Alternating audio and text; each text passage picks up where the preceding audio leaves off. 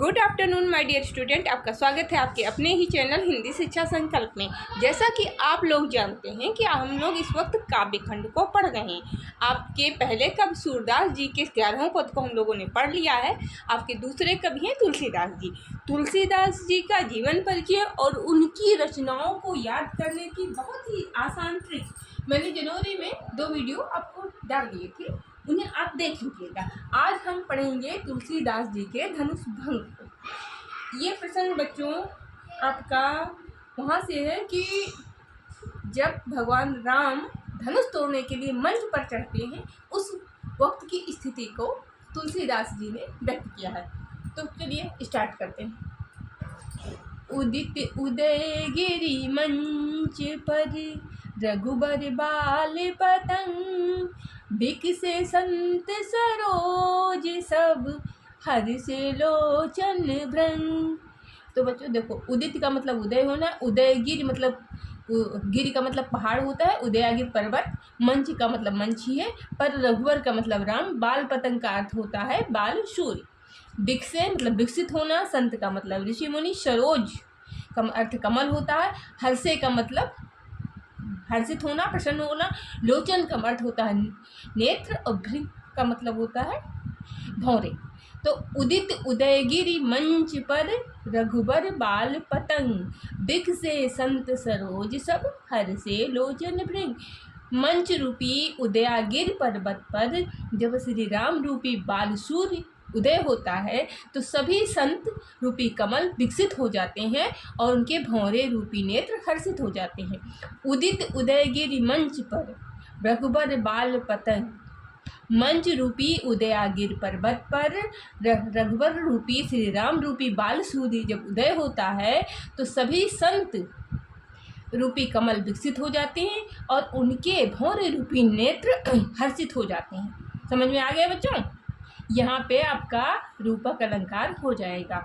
उदय, एक बार फिर से लिखिए। उदित उदयगिरि मंच पर रघुबर बाल पतंग, मंच रूपी उदयागिर पर्वत पर श्री राम रूपी बाल सूर्य जब उदय होता है तो संत रूपे कमल विकसित हो जाते हैं और उनके भौरे रूपी नेत्र प्रसन्न हो जाते हैं, हर्षित हो जाते हैं।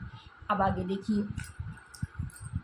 नृपन केरी आशा निशिनासी, बचन नखत औलीन प्रकाशी, मानी महिप कुमुद सकुचाने, कपटी भूप उलूक लुकाने, भय बिशोक कोक मुनि देवा, भरसे सुमन जना वही सेवा, गुरुपद बंद सहित अनुरागा, राम मुनिन सन आयुष मांगा, सहजय चले सकल जग स्वामी, मंत मंजवर कुंजर गामी, चलत राम सब पुर नर नारी, पुलक पूरी तन भय सुखारी, बंदी पितर सुर सुकृत संभारे, जो कुछ पुण्य प्रभाव हमारे, तो शिवधन बिलाल की नाई, तो नहीं राम गणेश गोसाई। तो बच्चों एक चीज़ और देख लीजिए, ये जो ऊपर का था वो आपका क्या था, दोहा, और ये जो है ये आपकी चौपाई है। तो चलिए एक एक लाइन का, एक एक शब्द का अर्थ अब हम देखते हैं। नृपन केरी आशा निशिनासी, बचन नखत औलीन प्रकाश। नृपन का अर्थ आप जानते हैं राजा, के मतलब उनकी आशा का मतलब आशा ही होता है, निश का मतलब रात्रि, नासी का मतलब ना सोना, बचन नखत, नखत का मतलब नक्षत्र, नक्षत्र, औली मतलब होता है पंक्तियाँ, प्रकाशी का मतलब प्रकाशमान होना।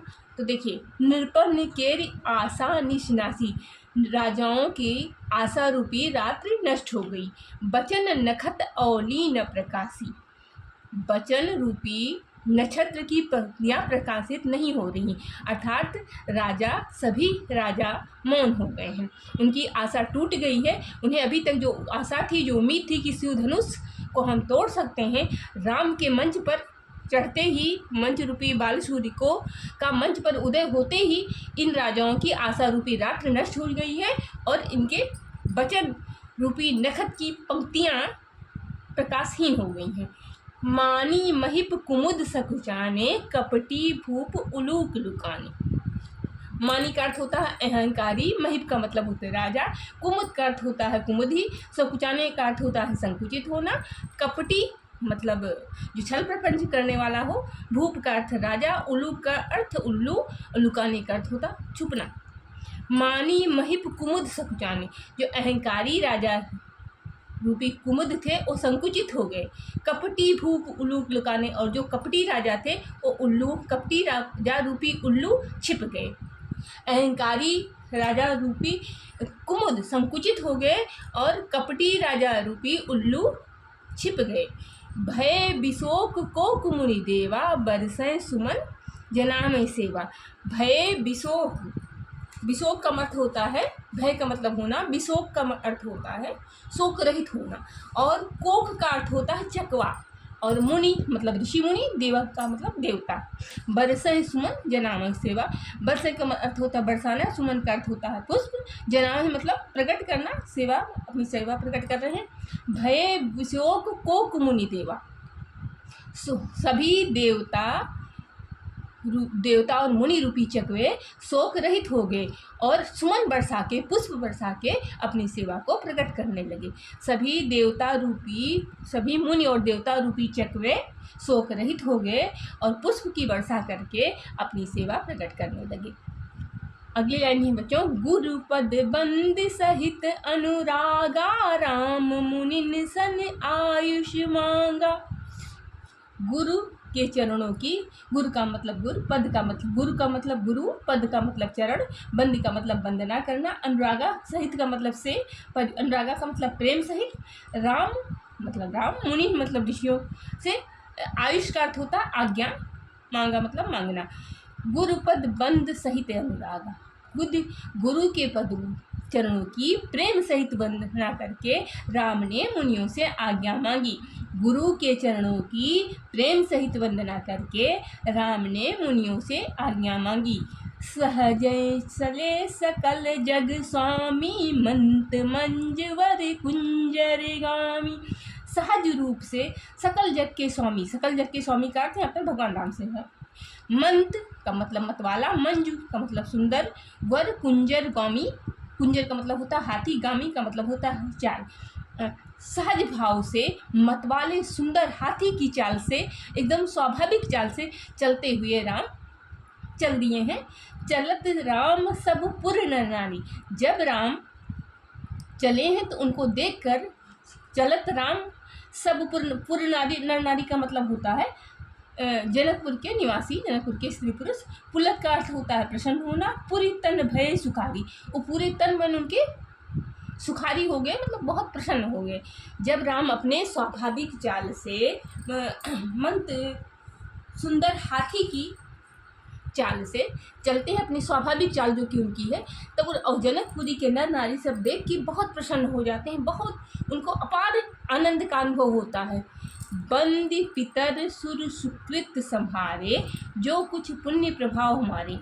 वो जो जनकपुर के निवासी हैं, जो जनकपुर के नर नारी हैं, वो कहते हैं बंदी पितर सुर सुकृत हमारे, वह अपने पितरों, पितर का मतलब पितृ, सुर का मतलब देवता, सुकृत हमारे, अपने पितरों और देवताओं से कहते हैं कि जो कुछ हमारे सुकृत हैं, मतलब अच्छे कर्म हैं, जो कुछ पुण्य प्रभाव हमारे, जो कुछ हमारे पुण्य हैं, अगर हमने कुछ पुण्य किया हो, कोई अच्छा कर्म किया हो, तो हे देवगण, हे पितृ, हमें उसका फल दे दीजिए। तो सुधन मृणाल की नाई, मृणाल का अर्थ होता है कमल की डाल, जो कि बहुत बहुत नाजुक होती है। तोरह राम गणेश गोसाई, कहते हैं कि हे पितृ, हे देव, अगर मैंने कुछ अच्छा कर्म किया है, जो कुछ हमारे संचित पुण्य हैं, उनके प्रभाव से हमको ये फल दीजिए कि ये जो राम है वो कमल की नाल के समान शिव की धनुष को तोड़ दें। हे गणेश गोसाई, हे प्रभु, ये जो राम, अगर मैंने कोई अच्छा कार्य किया है, कोई हमारा सुकृत है, कोई हमारा पुण्य संचित है, तो उसका प्रभाव हमें ये दीजिए कि ये जो राम है वो मृणाल के समान, कमल की नाल के समान इस शिव धनुष को तोड़ दें। बच्चों, अर्थ क्लियर हो गया आपको कि कोई डाउट है? अभी देख लीजिए, फिर से एक बार देख लीजिए कि मंच रूपी उदयाचल पर्वत पर जब राम रूपी सूर्य बाल सूर्य उदय होता है तो संत रूपी कमल खिल जाती है और उनके भंवरे रूपी नेत्र हर्षित हो जाते हैं।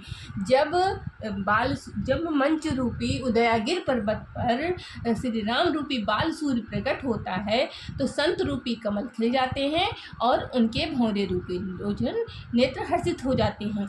निरपन केरी आसान स्नासी बचन नखत न औली प्रकाशी, राजाओं की आशा रूपी रात्रि नष्ट हो जाती है और नक्षत्र रूपी पंक्तियाँ उनके वचन की जिनकी जो बड़ी बड़ी बातें थीं वो मौन हो जाते हैं, वो प्रकाशीन हो जाती है। मानी महिप कुमुद सकचाने कपटी भूप लोग लकाने, जो अहंकारी राजा थे उनकी कुमुदियाँ संकुचित हो गई हैं और जो कपटी राजा थे वो उन लोगों के समान छिप गए हैं।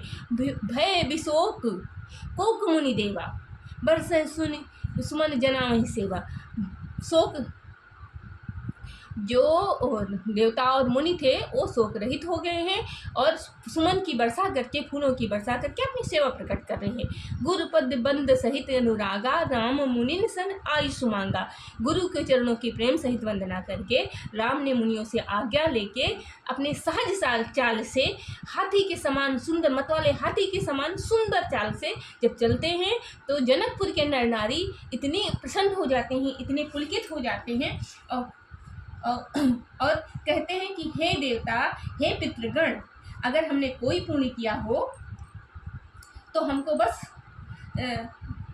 इतना ही वो दीजिए, हमारे पुण्य का, हमारे सुकृतों का यही फल हमको दीजिए कि ये जो राम है वो शिवधनुष को मृणाल के समान, कमल की नाल के समान तोड़ दें, जिसे सीता से इनका विवाह हो जाए और ये जोड़ी सर्वथा अनुकूल है, जिसे देखकर हमारे मन में आनंद हो, हम लोग प्रसन्न हो जाएं।